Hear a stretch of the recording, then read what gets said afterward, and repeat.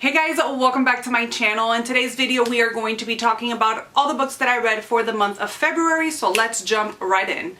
What we do here is go back. Well,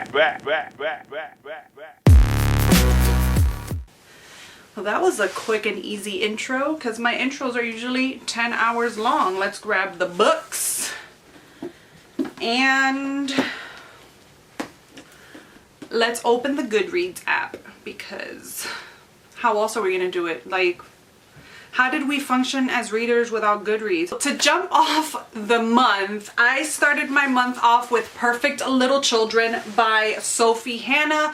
This was actually a book that I requested because I really wanted to read it. The cover really drew me in, and William Morrow was just so kind to send it my way. It's always so hard, at least for me, to request something from William Morrow. I feel like I never get a reply, but somehow I got one for this one, and it was thanks to my bookstee, because she had received the book and I was like, how did you get it?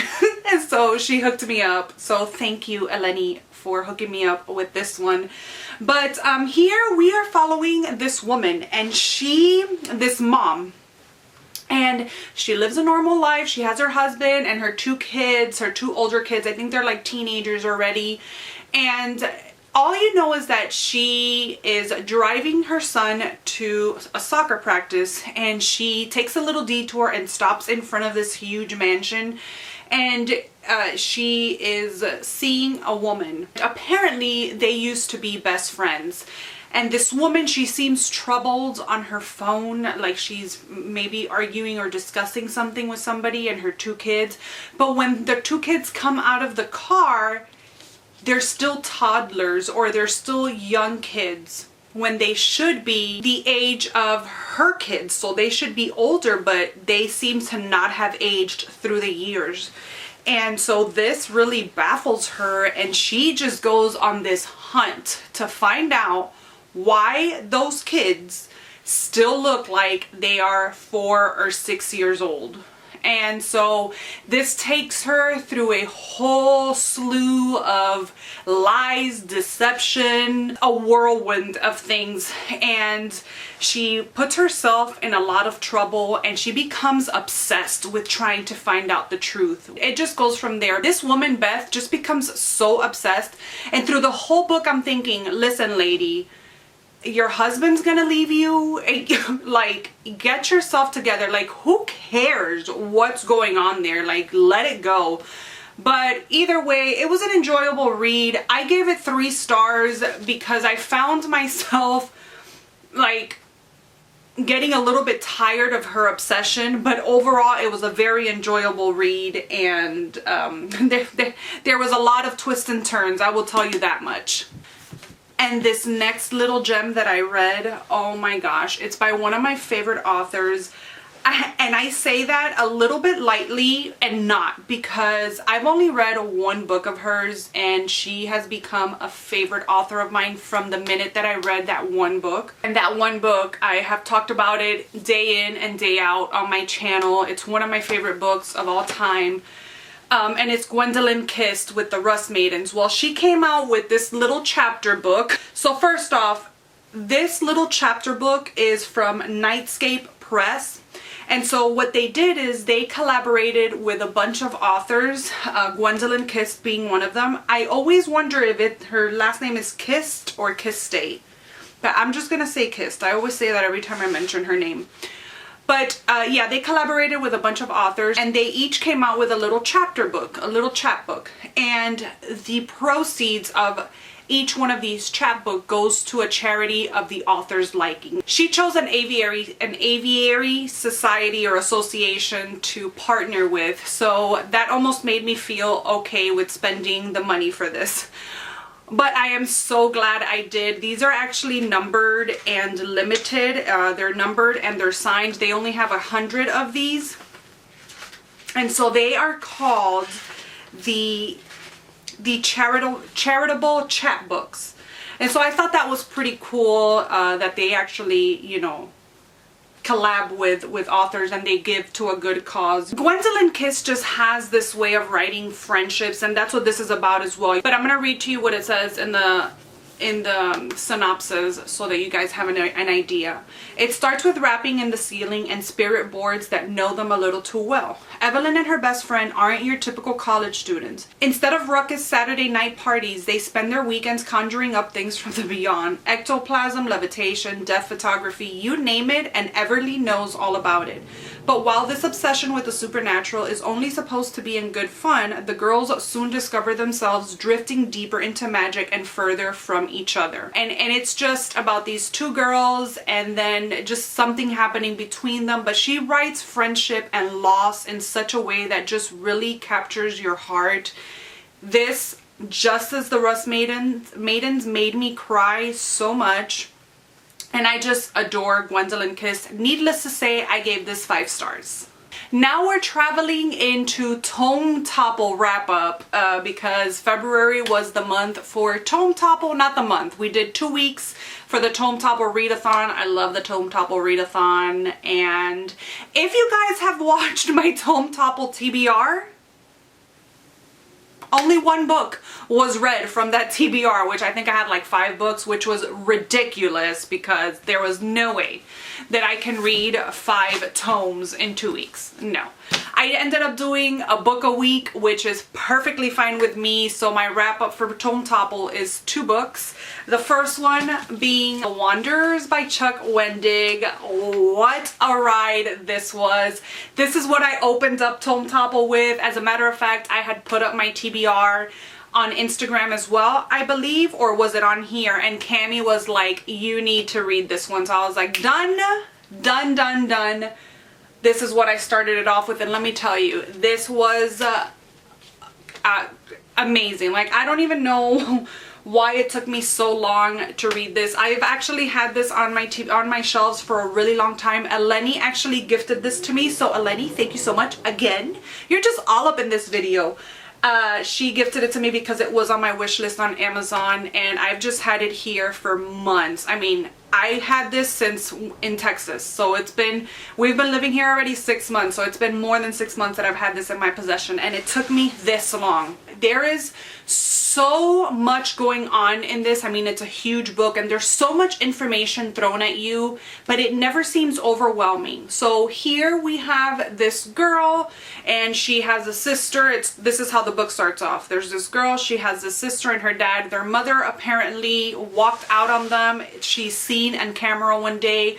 They're at the grocery store. They're somewhere shopping and the mother is seen in footage just walking out of the facility that they were in, and they never see her again. And so life continues, and this girl one day, she's at her house and she can't find her little sister. Come to find out, she sees her sister walking down the driveway barefoot in her pajamas, and she goes to her and she's trying to stop her, but this girl is sort of like in this comatose state, but walking like she's awake, but she can't hear her, she can't see her, and she's just walking. She has somewhere to be apparently. She's not stopping, and when she tries to stop her or hold her down, she almost starts like going into seizures and she looks like she's gonna combust. And so the story develops from there. By the time you know it, there are hundreds of these same, like they just start coming out of nowhere, all these people, and start meeting up with this girl as they're just on this journey. They're headed somewhere, but nobody knows where they're headed. So there's groups of people, there's family members that just start walking with them because they don't want to leave those members behind, and they're just curious to see what is happening. You have your religious groups. You know, you have a priest or a pastor. You have a pastor that is part of this thing. He is asked to join this podcast. And so you have this religious group. You have a rocker that is like this rock star, but he's almost like later on in his life, and he sort of feels like he just feels down on life, and so he decides to join this herd of people. And obviously there are secrets behind this whole epidemic that's happening. It becomes violent because you have your religious groups or your people that feel like this isn't of God, and so this must be destroyed. and there's a lot of scientific terms that are explained here, and a lot of information that is thrown at you in the science world, and it never becomes overbearing or it never becomes confusing. I feel like the story really flows easily, and I tell you that when I closed this book, when I finished this, I felt like I was crawling out of another world. It was incredible. I would love to see this adapted into a movie. I don't know if it is. I don't know if it's in the works or whatever, but I kept talking about this to my family, to my husband, and to my mom and my daughter. I think I drove them crazy with talking about it. This book really pushed me to read more of Chuck Wendig, because I have 3 of his other books sitting here on my shelves that I have been dying to read, so hopefully I get to them. But this was such a fantastic read. I ended up giving this 4 stars. Next up for my Tome Topple wrap up, which this is not my Tome Topple wrap up, this is my February wrap up, but we're in the middle of Tome Topple right now. It was Elantras. This was a book that I did not have on my TBR, and I sort of forgot about, and like, this changed my whole entire universe. Actually, I had my Tome Topple TBR set. Look, I'm getting teary-eyed. Why am I getting teary-eyed? This is ridiculous. This is the love that I have for this book just pouring out of me. So I had my TBR set up already. I had my books here in a stack, and for one reason or another, oh, I think I decided to listen to, because I listened to Wanderers half on audiobook and half physical read. So when I was listening to the audiobook, I had decided to go downstairs because I still have moving boxes filled with stuff all over the house. And so I decided to like clean up my area room a little bit. And I have a huge bookcase down there that has more unread books. And I was just like looking through it, and I see this book there, and I'm like, oh my gosh, I want to read Brandon Sanderson so bad. I have never read anything by him, and I know this was his first published book. This is actually his 6th written book, but his first published. And just a little info there for you guys. And I remember when I had purchased this, I bought this like 2 years ago. I actually bought 2 copies because I wanted my husband and I to read this together, and I don't like to like share books, so I bought him a copy and me a copy. Needless to say, I think I read the first 2 pages with him one night, and he likes to read leadership books. I think I've told you this before. He doesn't like fantasy or anything like that, and so it just never happened, and I put it down and I never picked it back up. I'm always intimidated by epic fantasy, and to me Brandon Sanderson is almost in the same realm of Stephen King as far as like huge books, dense books, intricate worlds, and so I was always intimidated. So I guess that's why I never picked it back up, but what I had read of it I had liked. And so I'm looking through my bookcase, and I look to see how many pages, and it's over 500 pages. So I was in the mood for it. So I remember I actually started reading King of Scars after I finished Wanderers.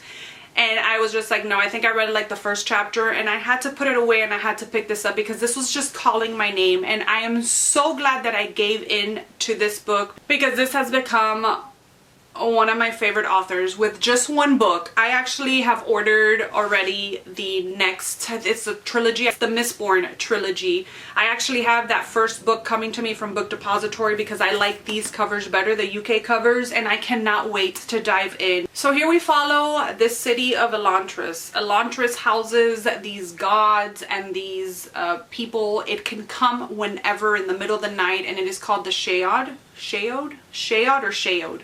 And once it comes, it transforms you, and you live in the city of Elantras in bliss and amongst wealth and beauty, and it lasts an eternity.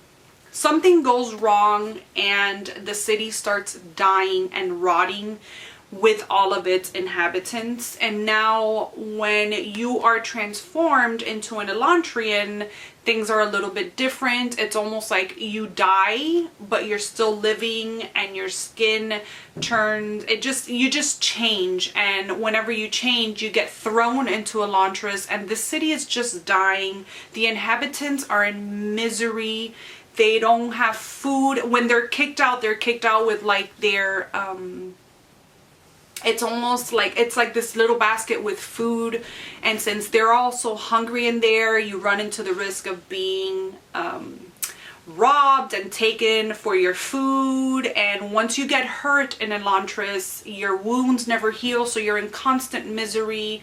And so you have this prince, the Prince of K, and he wakes up one morning and he has been taken by the Shayad. And so he gets thrown into Elantras, and he's just trying to understand. He's like this positive guy, this positive character, and he goes in there and he's like, this can't be, like, what is going on here? We need to lift the spirits. We need to distract ourselves from this pain and this agony and this hunger. And so he's in there and he's trying to change things around. And then you have Princess Sereni. Princess Sereni is said to wed Raoden. And Raoden, which is the prince that I was just talking about, I just realized I never said his name. So Sereni and him have been writing letters and they've been wanting to meet. So they're said to wed. She's trying to unite her kingdom of Teod with Erlon. And so she decides to marry Raoden. We're just gonna say Raoden. If I'm saying it wrong, I'm sorry. But this is epic fantasy and the names in this are just ridiculous. And so she decides to travel to this kingdom to meet Raoden for the first time. She's actually going as a surprise, like earlier than what she's supposed to. And she doesn't know what's going on with Raoden, that he got kicked out and he got taken by the Shayad. So when she gets there, she is told that he has died. And so she's like, what? But in the contract of their wedding, it's stated that if he died, if anything was to happen to him, she was to still be considered married to him. So she has to take this whole like part and mourn and do all this stuff. And things just start happening from there. There's this religious group that is trying to overtake all of these kingdoms, and they're against them. It's this whole intricate world, and as I'm explaining, notice that I'm not making any sense, but trust me when I tell you that reading this book is so easy. The magic system that's used in here, while it's a main point of the book, it's a development of the book, I feel like it almost takes a back seat. So while it is explained nicely and it's not confusing at all, it almost like you forget about this whole main point of the book, because the characters are just so amazing and the whole storyline behind what's going on with the Lanterns and the Capitals is just so good. Sereni is such a badass character. She is that kind of character that she finds answers. In the political world, it's all male dominated, and she's like, no, like, here I am, you are going to discuss this with me and I want to know what's happening. She gets involved, she likes to help. She is just so amazing. And then another character that I fell in love with is Galadon, and he is the first character that we come upon when Raoden is kicked out to Elantras. It's the first character that he runs into, that he forms a friendship with. I can't get enough of this. As soon as I finished reading it, I wanted to read it again and again and again. This is definitely a book that I will be rereading. And as a matter of fact, this is a book that is not in a lot of favorites of people when it comes to Sanderson's work. This is rated, I think, the lowest in all of his books. But I don't even want to see how I'm going to feel towards his other books if this is the least liked. And I love it so much. So I'm ready to expand and go into his Cosmere, because I can't see how anything could be better than this, but apparently it is. So I'm excited to dive more into Sanderson's world. Needless to say, I ended up giving this one 5 stars. Gosh, I was talking about that one forever. Now we're diving into a Nightworms book party. We had a book party in the month of February and we read Whispers in the Dark by Laurel Hightower. This was the month of badass women characters, because the character, the badassery that's in this book is like no other. Here we are following Rose McFarlane, and she is a sniper for the SWAT team. She is badass. She never misses a shot, and she's just where it's at. But you learn that when she was young, she could hear and see things, and what she called were the whispers. Her parents were very religious. Every time that she would have these visions or would hear the whispers, she would get thrown in the basement and locked in there. And the story develops from there. This is such a good book. So being that her parents would lock her up in the basement or in the cellar of her house, she almost learned how to block these whispers and these messages that she was receiving from the other world, from another world, from the supernatural. And this brought on some really big ramifications for later on in her adult life. I mean, she goes through life, she has kids, she's an amazing mom. Despite what she went through when she was a little girl with her parents, she is an amazing mom. She co-parents with her ex-husband. Her ex-husband just stands by her. They co-parent together. They're such an amazing team. It's just that story and trying to fix something that she was taught to block. And it's just, it's so amazing. This book was so amazing. And I keep saying it was so amazing because I don't know what else to say. I remember writing in my, when I updated on Goodreads while I was reading it, there was a part in this book that gave me chills, like up and down completely when I read a certain part. And it's not easy for a book to do that to me, to actually give me chills and get me creeped out. And this had that. There's like chilling music, there's nasty odors and just ghosts and spirits. And it was just so good. I highly recommend it. And I'm going to tell you another thing. This is Mrs. Hightower's debut novel. And I am just amazed by her writing and her first work. Like, I am ready to see what else she's gonna bust out with. If this was her debut novel, she's going to blow it out of the park. I know it. I mean, she already did with this book. I highly recommend this. I give this 5 stars. I suck at giving explanations, y'all, but that's just the way it is. Next up is The Innocent Wife by Amy Lloyd. This was part of the Buddy Reads to Die For Buddy Read Club that Chandra and Janelle run on Instagram. This was February's book, and I was enjoying this book so much until probably the last quarter of the book. It was such a disappointment, and it had me so mad, and it had everybody else so mad as well. Here we follow Samantha, and she's all into like this true crime scene. She belongs to like a blog where they discuss true crimes and people write to inmates. They love true crime. And so she starts following the story of Dennis, and Dennis is believed to have killed this girl, and he's put in jail. 20 years fast forward, and Samantha's following his story, and she starts writing to him, and little by little this relationship forms among them. Samantha lives in the UK, I believe, or somewhere in London maybe, and she just decides to up and leave everything and come to Florida where he is incarcerated. They end up getting married, and although I'm rolling my eyes at all of this, it was so good. Come to find out, 20 years later, he gets released because they actually find the actual murderer of this girl that he was being accused of. And he has like his group of supporters. How does it feel? Because they know he's innocent. And the story is so good, but when you get to the last quarter of it, it's such a disappointment, and you're just, it had so much potential. It had so much potential, but that ending just ruined it for me. I ended up giving this one 2.5 stars. I don't know why the 0.5. I think the 0.5 just makes me feel a little better because you rounded up to 3 at Goodreads. I don't know.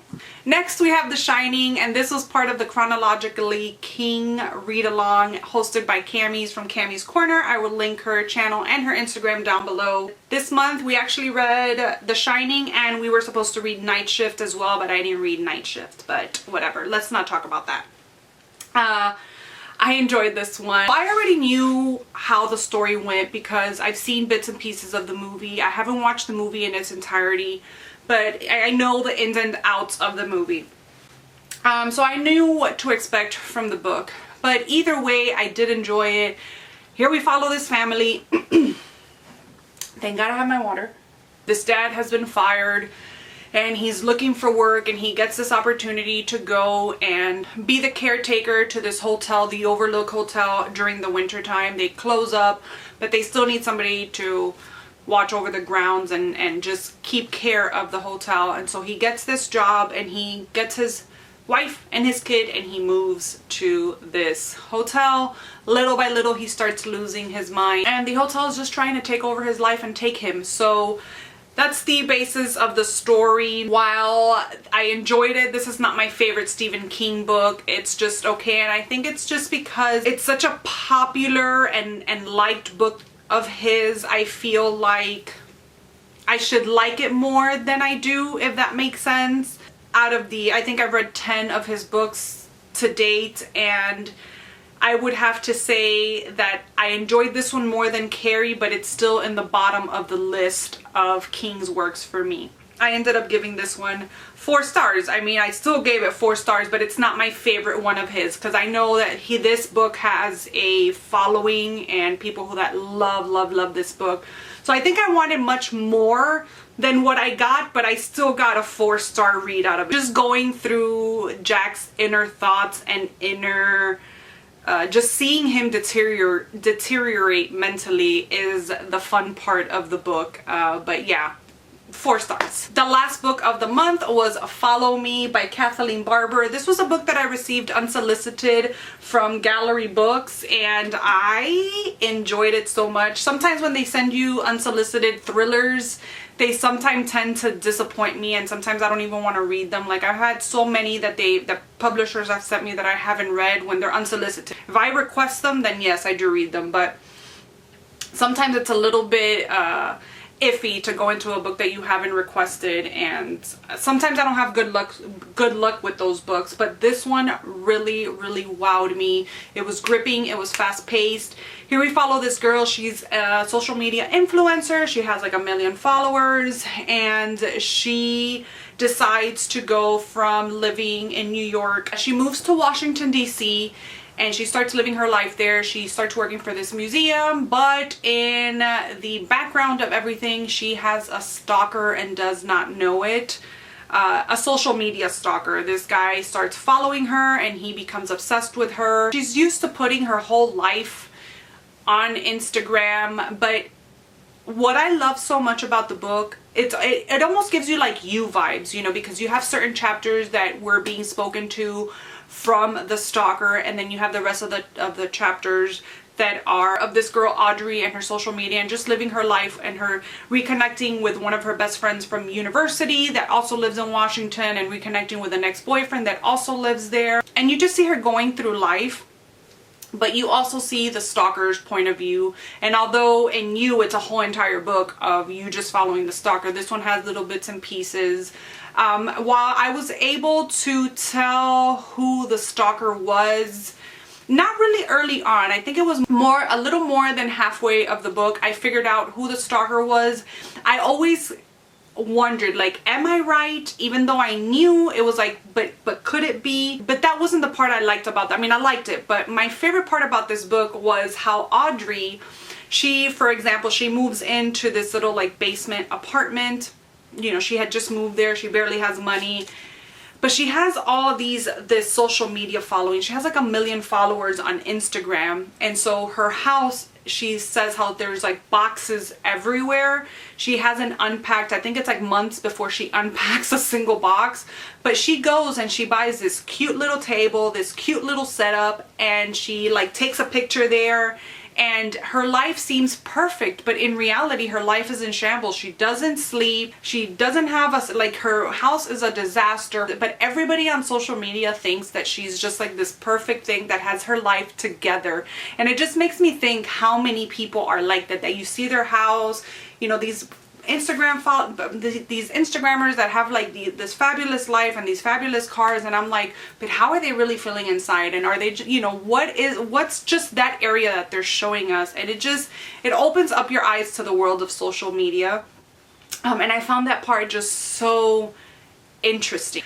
I ended up giving this one 4 stars. Following Audrey and her chaotic life was just so good, and the ending was just like, yes, I really did enjoy that ending. So that's it, you guys. Those are all the books that I read in the month of February. Let me know down below in the comments section what books you read in the month of February and which one was your favorite. Did you have a certain character that you loved so much, like Serene and Rose for me?